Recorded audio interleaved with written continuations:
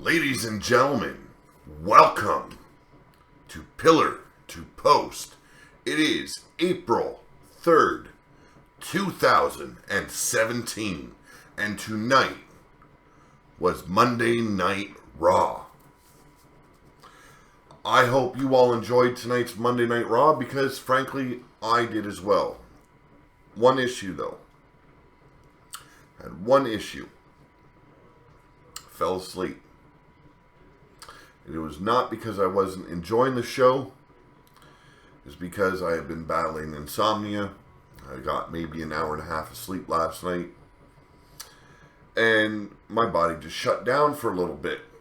So I missed the last two matches. Sami Zayn versus Juicer Mahal.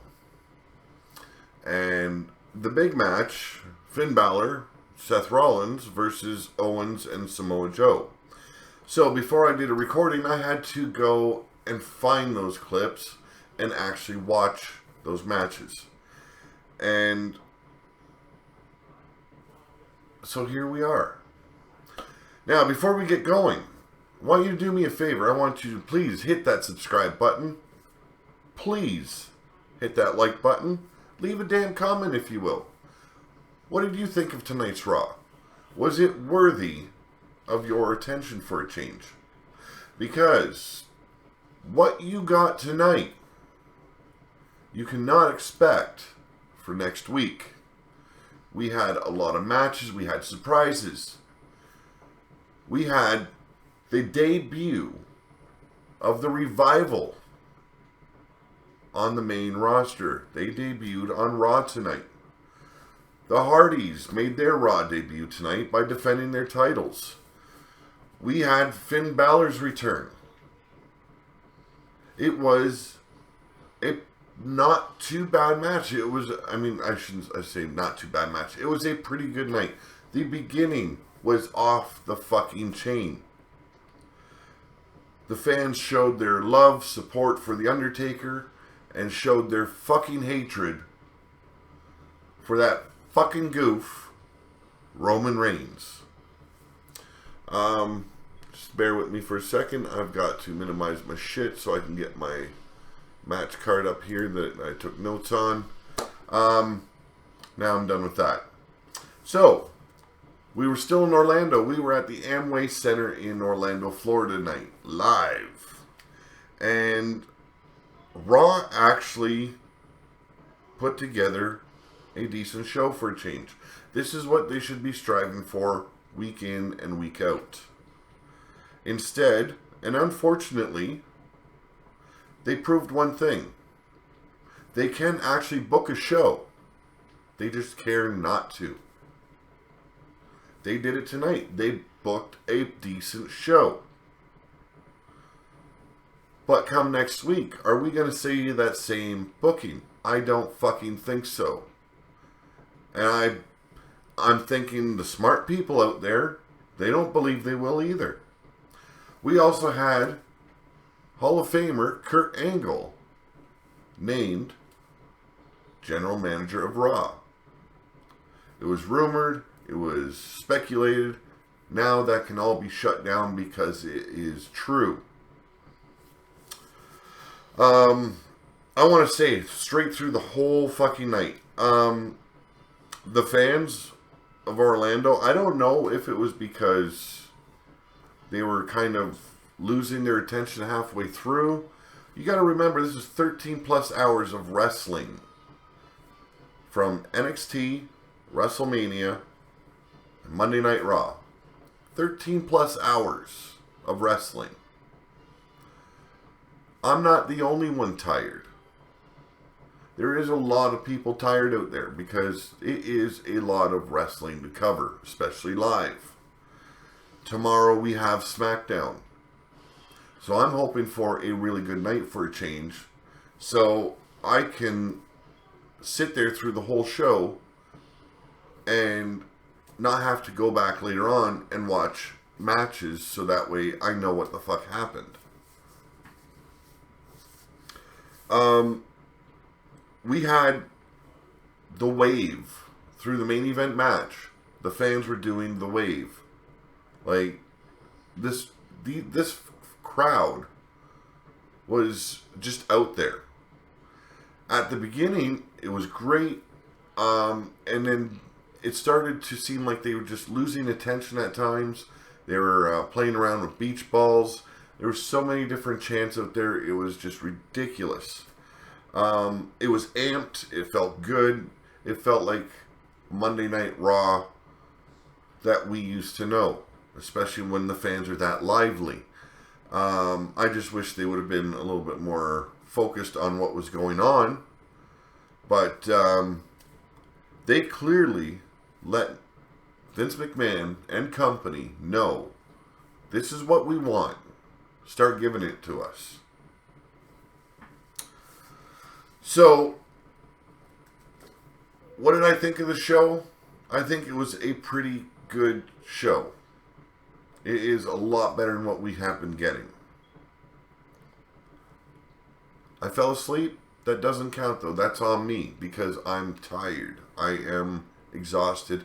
I don't sleep good. I'm not feeling well. So that is on me. That is not Raw's fault. This was not a drink a shot of bleach after every match or after every Mick Foley and Stephanie McMahon appearance or you know what I'm saying. It was not a bleacher night. We did not need to bleach our palates to cleanse ourselves of Raw. We didn't need that help. I do want to say the women's match, it was great to see Emma back. Emma's back as well. Like I said, a lot of surprises tonight. Dana Brooke, just still not on par with the rest of these women. She needs extra training. She needs extra training because she did botch tonight again.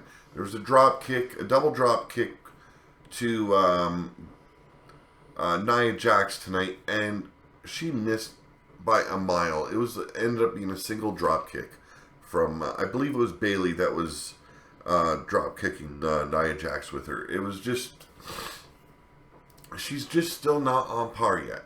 Just not on par. They're made her baby face.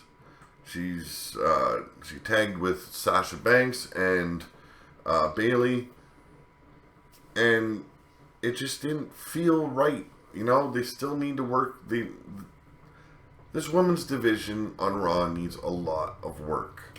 A lot of work. But, like I said, top of the show. I don't know how long it went on. These fans showed their love for the dead man. And I want to say this. Last night I was watching WrestleMania 33. My stream froze. It came back. And it showed The Undertaker standing. And then it froze again. And I thought it was done. Because it never came back. So I shut it down. Came and did my review. Now, I'm not going to change my review.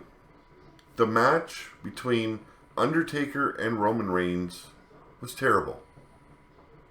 But I am not going to hold that against The Undertaker, Mark Calloway, because everything he has done in this business, everything he has given, everyone he has worked with, has made WWE a better place. This match shouldn't have happened. This match seemed forced. He looked tired, worn out, broken.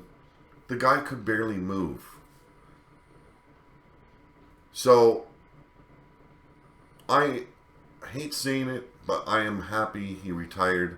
When I watched I had to go on YouTube last night after I heard that he retired. I went on and I found the end of WrestleMania 33. Watched him. He's standing in the middle of the ring. He's got his full garb on, his trench coat, his hat. And he starts off taking his gloves off. He puts them nicely on the ground. Takes off his trench coat, folds it up, places it down. And he takes off his hat and he puts it down on the ground. And you could see he took this deep breath and just let it all out. This big sigh of relief. Acceptance that it was over. He knew it was over. He knew he couldn't do it anymore. His body just would not hold up any longer in the ring. And he left the ring, he went over to his wife, and he kissed her, and he made his way back up to where he rose up out of the ramp and held his fist high. That was his goodbye. Now, Undertaker is the last member of the old guard. I'm going to put it that way. The last warrior of what made WWE WWE. We don't have a character like that anymore. The only one that comes close is maybe Bray Wyatt. But we will never see another man that can put on a show like The Undertaker. And I'm not talking about last night. Last night should have never happened. His retirement should have came the night he faced Triple H. And at the end of the match, it was Shawn Michaels, Undertaker, helping Triple H to the locker room. That should have been his farewell. That would have been perfect. Everything since, it's just been getting worse and worse because his health was shot. His body's shot. So, I want to say this. I want to say thank you to The Undertaker for giving us more than half his life for this career and entertaining us as long as he has. He deserved a lot more. That man should have been champion many times over, and he has rarely been a heavyweight champion in WWE, and that has always confused me. But, so, let's get on with tonight's show. Like I said, it is April 3rd, 2017. We are still in Orlando at the Amway Center in Florida. And it was a hell of a way to start the show. These fans were vocal. They did a recap of Roman Reigns defeating Undertaker. They showed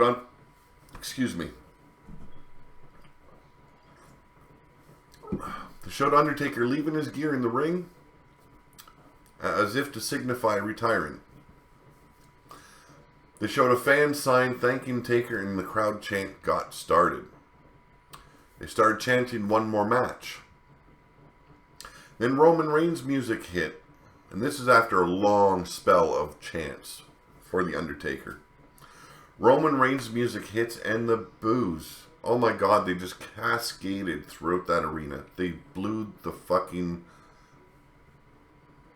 my mind, how vocal they were. I knew it was going to get bad, and I said it to my wife. I said, this is where they need to hit Roman Reigns' music, because these fans are going to turn really bad.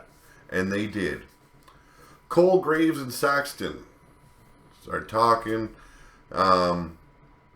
They're all at their booth. Cole said that that has been a lot of speculation about Taker since Sunday and whether that was the last ride for him. Cole said a thank you. This hyped the fans even more. Then noted that we were seeing one of only two men who have beaten The Undertaker, with the other being Brock Lesnar. Reigns headed to the ring and posed on the ropes, and as his music stopped, the boos continued. He paced and paced. Fans chanted delete. There was also a huge fuck you chant. And then it turned into fuck you Roman. Then it stopped, and then the booing continued, and then a delete chant got going once again. as did a healthy and very loud "You suck" chant. Throughout this whole ordeal, Roman stood smirking while he was pacing as well, and went to say something, but ended up putting the mic down because the fans started an asshole chant. Like, I love these fans tonight. I loved them. Roman started smirking, but I bet you this guy was hurting inside. All these fans showing him just how much they hate him. They then switched to a Roman sucks chant. And then a New Day rocks, which I think made sense, as well as something that sounded like a shut the fuck up chant. I'm pretty sure that's what it was. Fans booed and chanted "Go away" as Reigns held the mic up once again. He simply said, "This is my yard now," and left the ring. And the boos followed that motherfucker all the way up the ramp, and even after he was in the back. As Cole said, he couldn't make it any more clear than he did.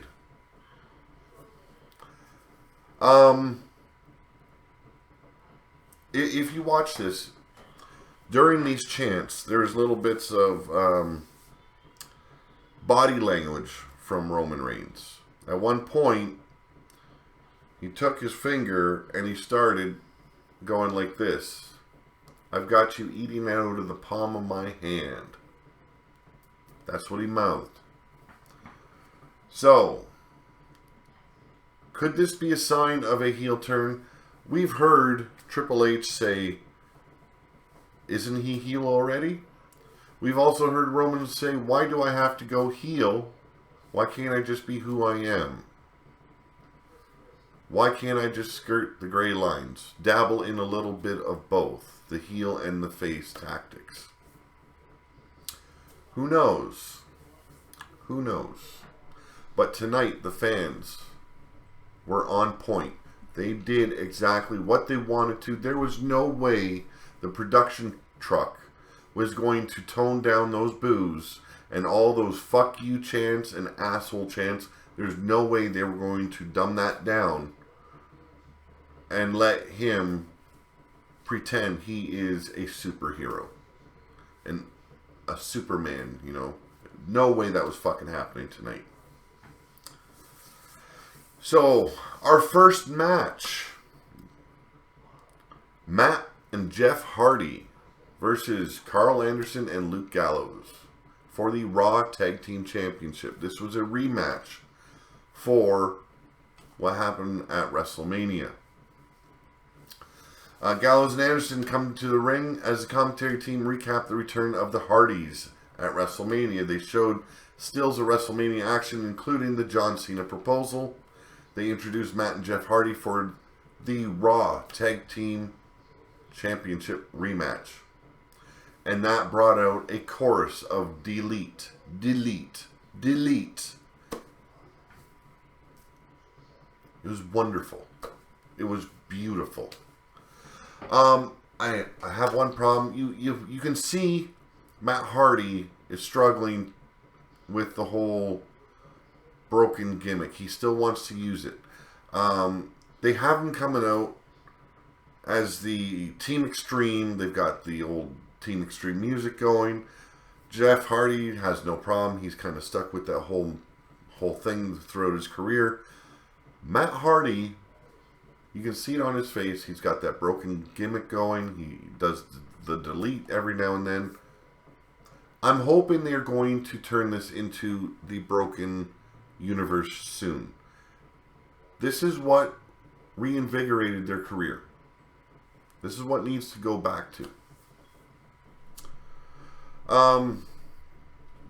Early on, Gallows and Anderson isolated Matt, and that brought out, during this, a "fuck that owl" chant. These fans were fucking just unbelievable.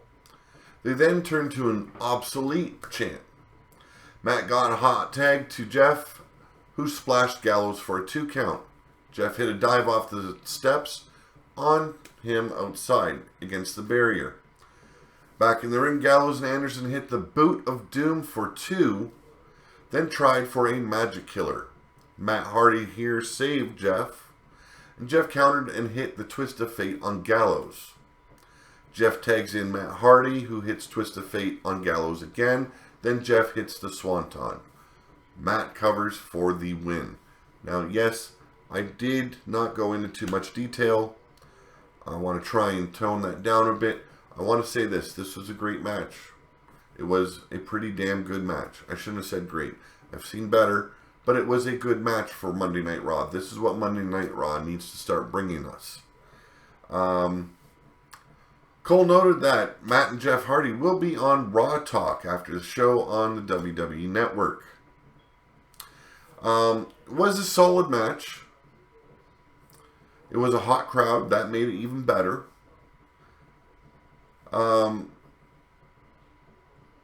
Like I said, I'm curious about the whole broken thing.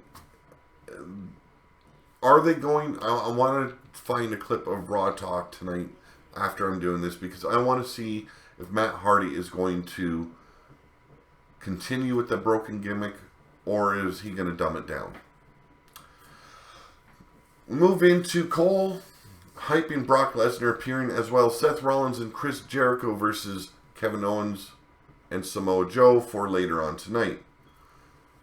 Cole narrated still shots of Rollins beating Triple H at WrestleMania. Neville comes out for a match, boasting that he did everything he said he would do. He called Austin Aries a better talker than a fighter. He said fans may not respect his tactics, but they have to respect the results. He said on 205 Live he will be celebrating, but he got cut off by Mustafa Ali's entrance music, and this clearly pissed off the king of the cruiserweights.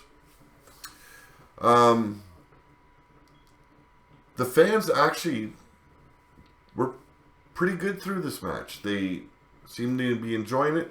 They enjoyed Mustafa Ali. I was surprised. They showed Neville the heel hate for him that he deserves. He's doing a good job doing it. Why not? These fans in Orlando knew what they wanted. They knew what they wanted to see, and they reacted as such. That is what fans are supposed to do at a live event. You don't get that very much these days because, frankly, we're not getting what we want. We're not seeing what should be seen. Tonight, we were getting a little bit of what we want, and it was good.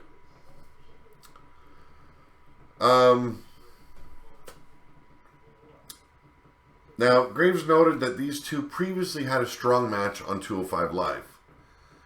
Neville shoved Ali rather than shake his hand.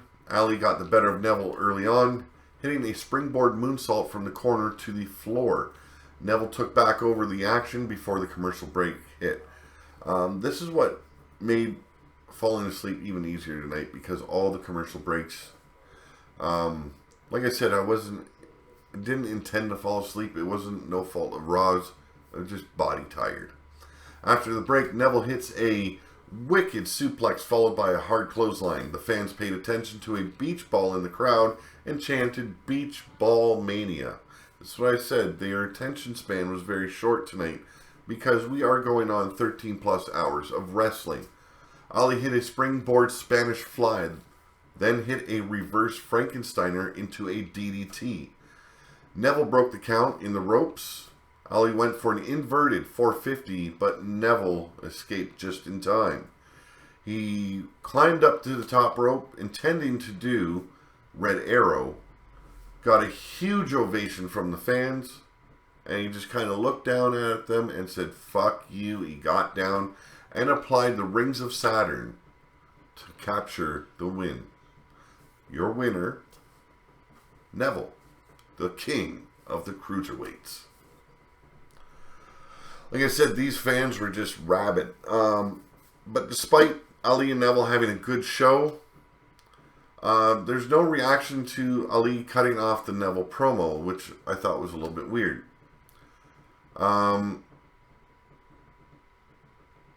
It was a very good match. I'll be interested to see how the same kind of crowd treats 205 Live tomorrow night after SmackDown. That's what I want to see. I haven't done any coverage of 205 Live. I have the same feeling I had months ago or a month or two ago towards NXT. I had my first NXT reaction with NXT TakeOver Orlando, and I loved it. So maybe I should just give 205 Live a chance. Not sure.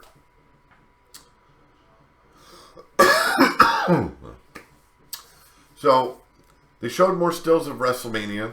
Cole had the attendance and media attention, especially from media outlets. Vince McMahon's music played, and he came down to the ring. Forgot he did arrive in a limo. I'm surprised the man is looking very old. He is an old man already, but I mean, age is quickly catching up to the man. He thanked the fans, and they applauded before chanting "Roman sucks." Yes, this brought out a "Roman sucks" chant once again. Vince spoke over them till they stopped, offering a thank you for being the most passionate fans in the world. He thanked the fans for helping make WrestleMania the ultimate thrill ride, and I just wanted to choke him when he said those words. Vince said it was time for a shakeup and ran footage of Stephanie going through a table at WrestleMania.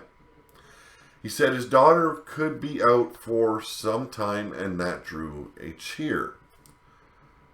Vince said, "Wait a minute. She was almost broken in half." And the fans cheered once again. He called the fans insensitive. This brought more cheers. Bloodthirsty brought more cheers. He also noted Foley being fired and said it was time to name a new general manager of Raw. Vince said the new GM was inducted this past weekend into the WWE Hall of Fame, which drew a huge ovation.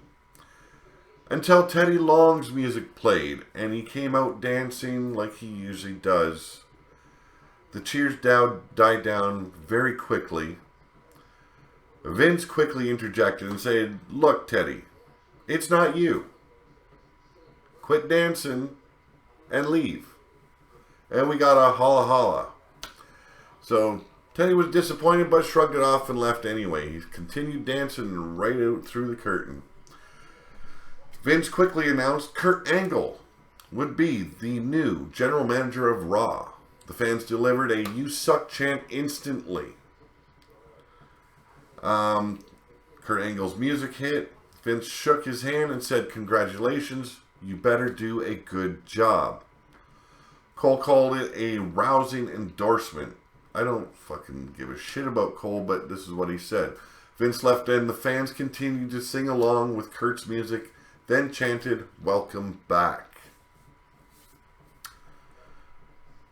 Kurt absorbed all this, and then he just said, "I only have one thing to say.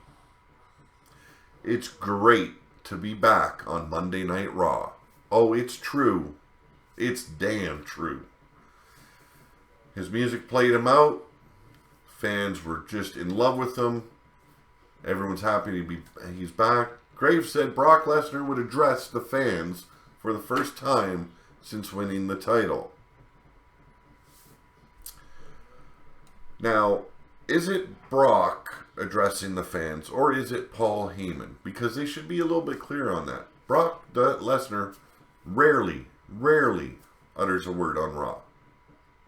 It is his advocate, Paul Heyman. You should get that clear. So we get a recap of Kevin Owens beating...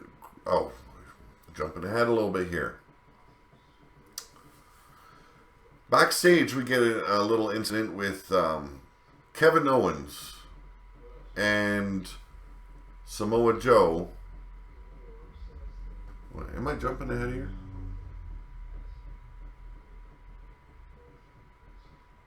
Yes, I'm getting a little bit ahead of here. Sorry, my notes are a little bit scrambled tonight. New Day come out. Big E says, "What a night." And Woods and Kofi have ice cream cones on shoulder pads reminiscent of Legion of Doom. Kofi talks about the hosting experience, and Woods took exception to Kofi saying, "For you people." Kingston corrected himself, then said he was disappointed that they didn't get to wrestle on the show. They issued an open challenge, and out came the Revival. Corey Graves, you heard him clearly say, yes, yes, 1,000 times yes. The Revival get down to ringside, and they knock over the ice cream bicycle. It was beautiful. It was a nice way to introduce the Revival. So we have, up next, the Revival versus Xavier Woods and Big E of the New Day, with Kofi Kingston at ringside. So, the Revival isolated Woods very early on. He got a brief comeback, but Dawson tagged in and hit him with a move focused on the shoulder. The Revival continued to focus on Woods until he got the tag to Big E. Big E came in hitting huge belly-to-belly suplexes, very reminiscent of, Scott Steiner, the way he used to be. Later, the Revival hits the Shatter Machine on Woods, gets the win. I'm not doing this match justice. Like I said, I'm very tired. Afterward, they dragged in Kofi, where Dawson held him down, and Wilder leaped off the top rope and onto his ankle.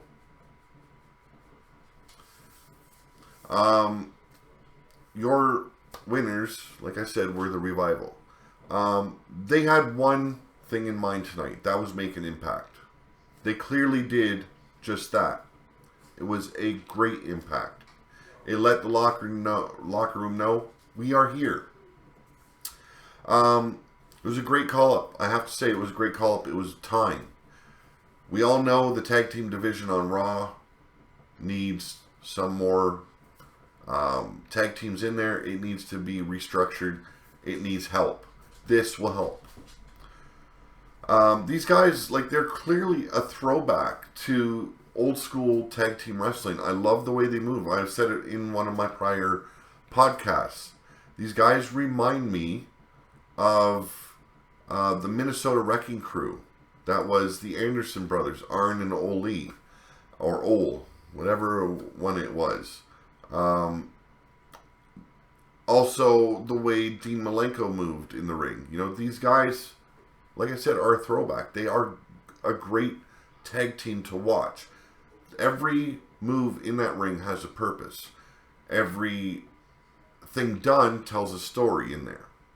They're out to do one thing, and that is to send a message and make it very clear they are the tag team to beat. And they did that tonight. Would I have rather seen them go to SmackDown? Yes. But both shows need help with tag teams. Not everyone can go to SmackDown because SmackDown is more of the wrestling show. If Raw continues to do what they did tonight, it will be good to see. I'm hoping this was a sign of change tonight. If they listen to the fans' reaction, it should have brought change for next week as well. We'll see what happens next week. Backstage, we've got Angle setting up his office, which clearly wasn't an office, but he had a box of his belongings. They showed his Olympic medals. Up come Enzo and Cass. They do their usual thing, and they end it with, "How you doing?" Kurt says he's doing good. He just got inducted into the Hall of Fame. He just became GM. He's having a pretty good day. And then he follows it up with, "How are you doing?" And this confused Cass as well as, the dumbass Enzo. Enzo asks why the Hardys have the titles, why Goofy is treated like a human, and while Pluto is treated like a dog. This brought eyebrows up from me, Kurt Angle, and Cass. I did have to laugh. It was a good little bit. Angle set up a number 1 contenders match between Enzo and Cass and Cesaro and Sheamus for oh shit, was that for next week or was that for tonight? I think that was for next week. Cass did the SAWFT, and Angle looks and in the camera and says, "That's not how you spell soft."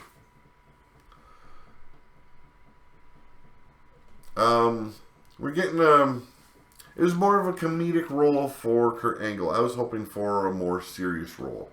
I didn't want them to play on his comedic side. He has fun with it. Maybe that's what he wants to do. While he's GM, he wants to have fun with it. But we've seen that in the past. It doesn't go over all that well with the fans. It's funny at times, but it gets old. We want to see a general manager who takes charge. Is he going to have his balls slung over Stephanie McMahon's shoulder when she gets back? We're going to have to see. Bayley makes her entrance, and she would be involved in a 6-woman tag team action match tonight. And I thought, does Raw even have 6 women to put in this match? We don't see many of them. We see 4. And we got a little surprise. So Bayley comes out. She's joined by Dana Brooke and Sasha Banks. And Emma returns. Charlotte and Nia Jax are her tag team partners. It was good to see Emma back. She is in that evil Emma garb. I didn't see her when she was in this character. It went over well at NXT by the sounds of it. I've watched clips later on about it. She is a good wrestler. The evil Emma persona is a lot better than what they were trying to do with the Emelina bullshit. And I'm glad she's finally out of that role. I'm glad they finally allowed her to come back to television and wrestle.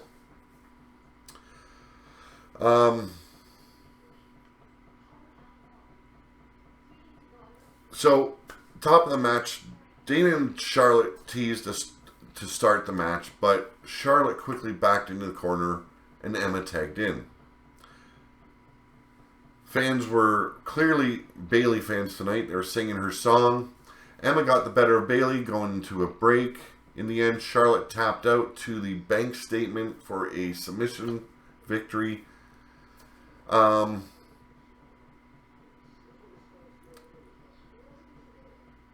Like I said, I didn't do too much of a coverage tonight. I'm going to say this. It wasn't a bad match. It wasn't a bad match. It was good to see Emma back. She looked fantastic in the ring. She clearly deserves to be in the role she's in and not in that Emelina role. I think it would have hurt her more than anything else. After the match, we had Charlotte freak out. She shoved Emma away. She shoved Nia Jax, or at least tried to shove Nia Jax away. And she did this twice. Nia Jax basically said, "I had enough." And she laid a small beat down on Charlotte Flair. It was good to see. Charlotte Flair's ego is getting the better of her. She hasn't been doing well. She's been getting pinned a lot. It's not helping her mood. And Nia Jax basically just said, "You have your tantrum, but if you're going to lay your hands on me, you're going to pay for it." And she was left laying in the middle of the ring. Now we come and we see Sami Zayn talking with Kurt Angle backstage. He said he wanted to cultivate the same kind of relationship with him that he had with Mick Foley. Zayn acknowledged possibly going to SmackDown and said Shane McMahon seemed cool, but he's still a McMahon. Angle told him that he has 3 eyes. Zayn said that meant a lot to him. Angle looked annoyed when Zayn went to leave, then turned around and mentioned Stephanie. This is where Jinder Mahal came in and began to complain that he should have won the Andre the Giant Battle Royal. And would have, if not for Rob Gronkowski.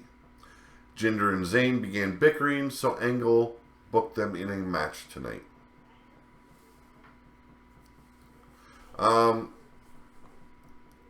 This didn't make Zayn look good.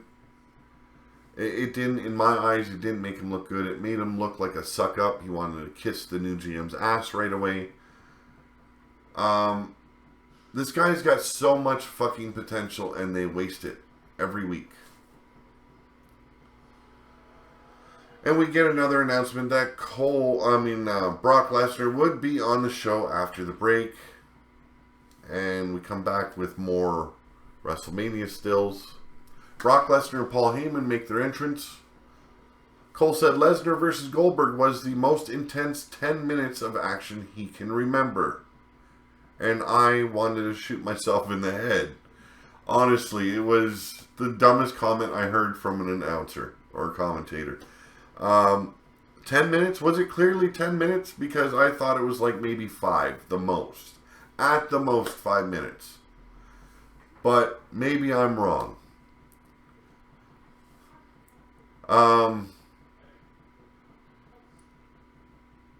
It was just a shade under 5 minutes, actually. I just looking in my notes here. I did write down it was under 5 minutes. Not much, just a shade under.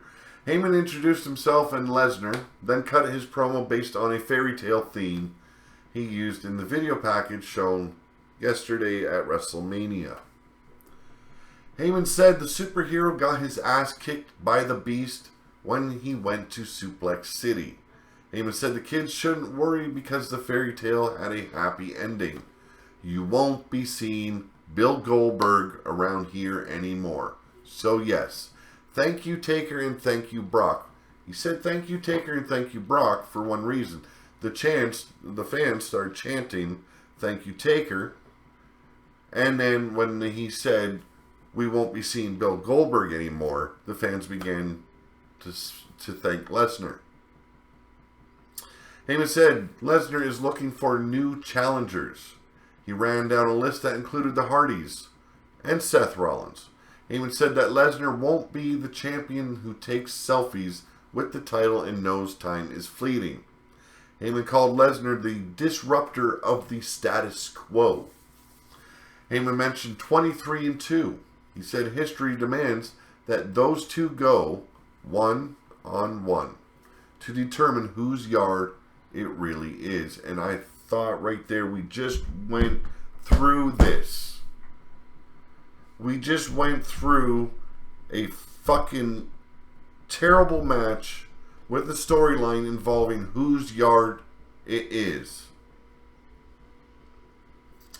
I didn't want to hear that. I did not want to hear that kind of sell.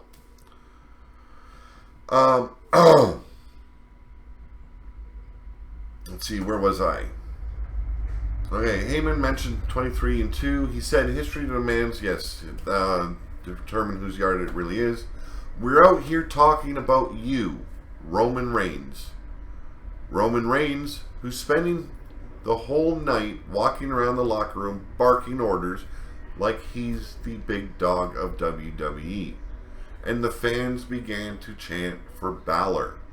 They want to see Balor versus Brock Lesnar. My problem with that, yes, I would have liked to see Finn Balor as well. But it just does not look like it would be a good pair. I don't see that match ever looking good. My opinion. Heyman said the question is what becomes of the situation. If Roman Reigns is the big dog, then Brock Lesnar is animal cruelty. Heyman said his client authorized him to say that it was time to give the Raw after WrestleMania crowd something they'd never forget. Heyman said, why wait forever? Why not do something tonight?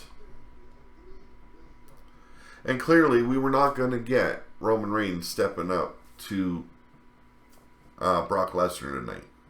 So what they do, they sent out Braun Strowman.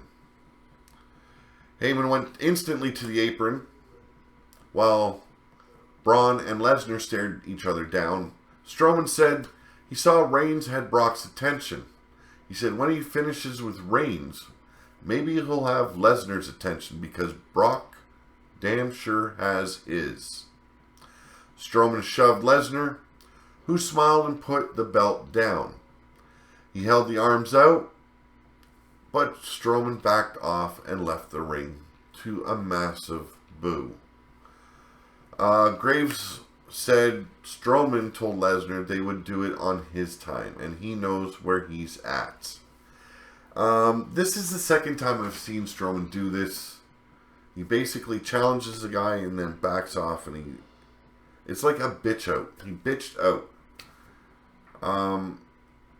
He says he's going to wrestle on his terms, but clearly it's a bitched out move. You bitched out, and yet you probably have a decent, for brawlers, they'd probably have a decent match. It wouldn't be a good match, wouldn't be a great match, it'd be a brawler's match. It'd be similar to what we seen last night from Brock and Goldberg. So backstage, we've got Charlie Caruso interviewing Chris Jericho. And he says he would get a rematch against Owens at the Payback venue. She noted the tag team match for later. Jericho played to the fans and said, "Cheer me on, man." They chanted Y2J. Jericho said it was the perfect place for him to start getting revenge for Owens winning at WrestleMania. Jericho said tonight would be the first piece, the tip of Owens' finger.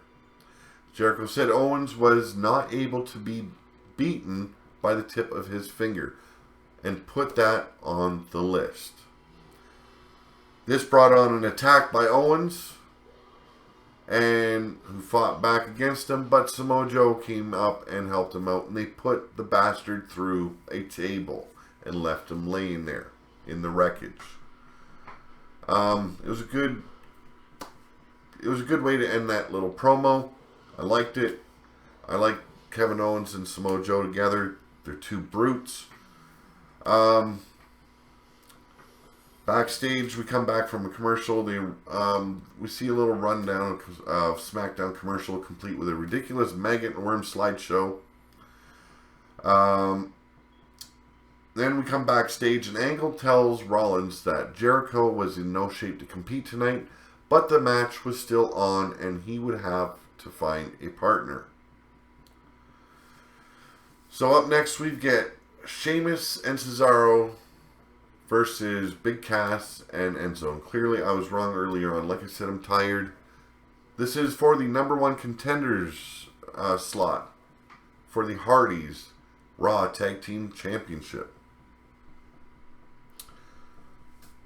We've seen Sheamus and Cesaro come out in the same gear. We've seen them at WrestleMania 33. Enzo and Cass were already in the ring. We didn't see their usual entrance, but then they did get that with Kurt Angle early on.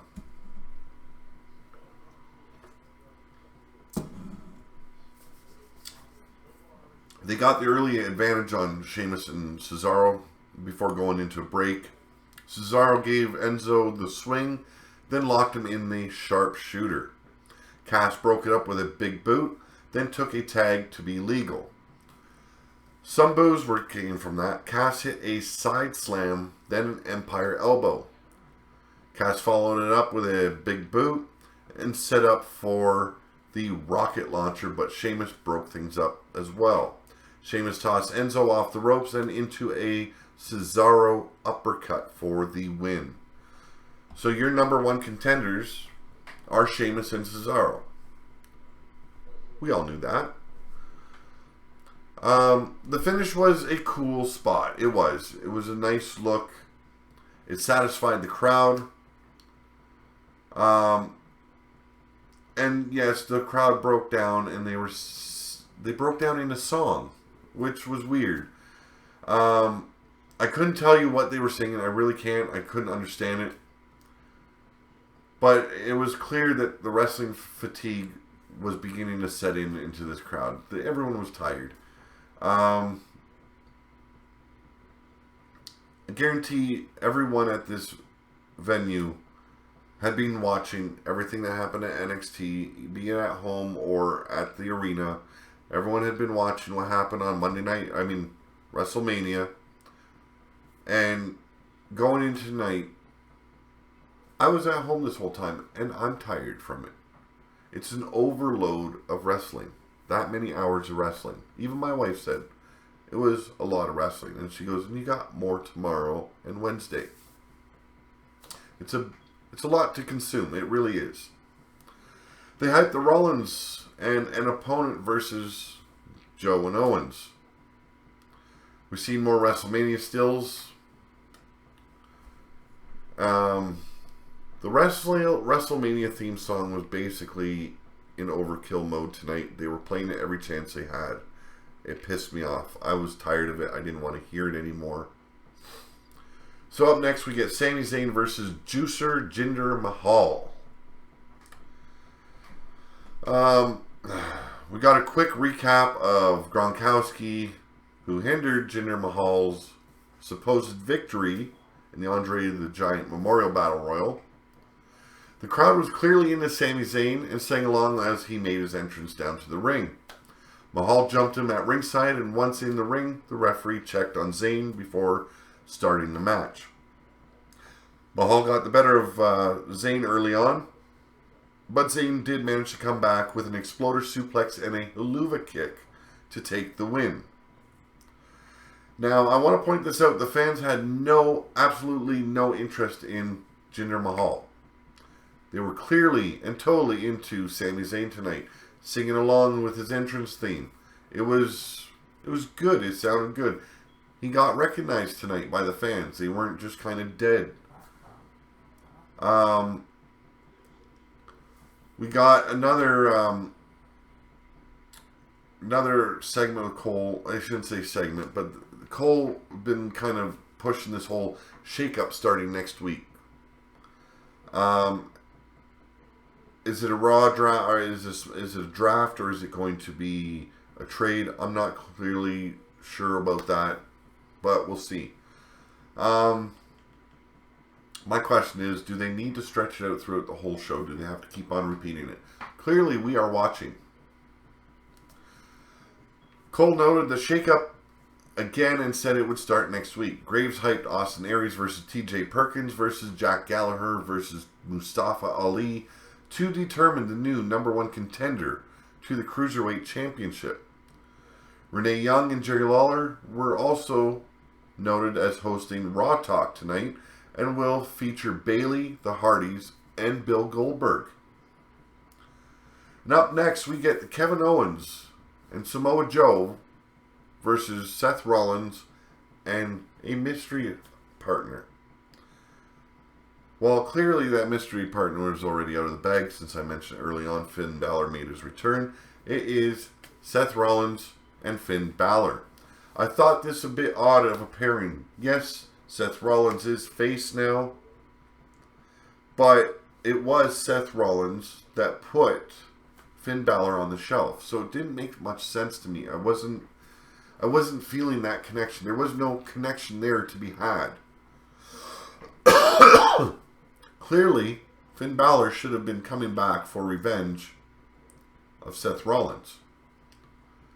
You know, if someone put me on the shelf from a business that I loved, I'd be coming back with a vengeance. I'd be making sure pain was brought into the life of the person that did me wrong. So this was a little bit messed up for me.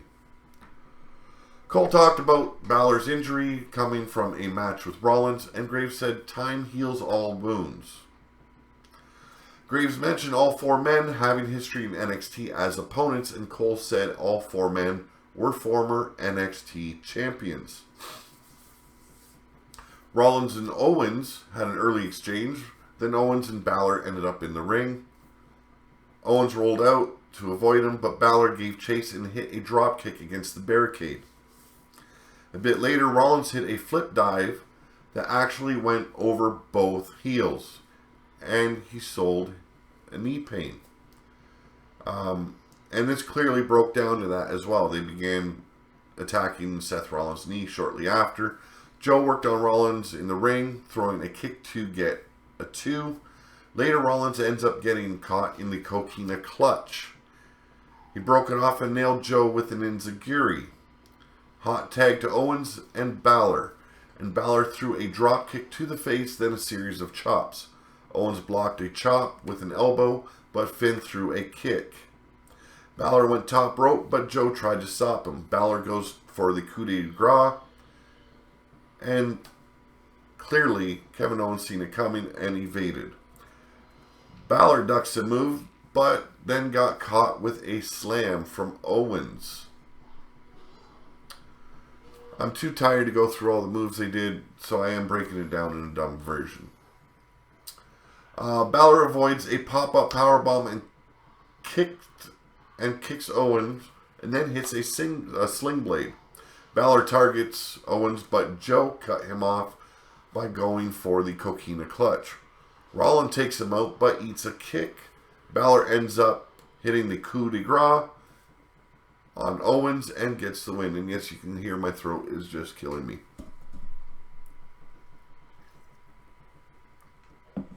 Now, Balor was standing tall at the end of this match, while Rollins clearly was leaning in the corner, selling the knee pain.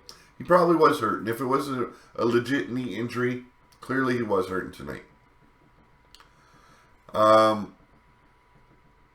We seen Owens retreating, talking trash. Rollins and Balor celebrated in the ring as the show ended. It was a solid main event. It just didn't come off hot. It didn't. The fans were loving Finn Balor's return. But, like I said earlier, we've seen a wave through this match. Like, from what I could see of the camera, everything, like all the fans were doing a huge wave. Also, usually you have Raw giving a little bit more into hyping up SmackDown for tomorrow's event. That did not happen.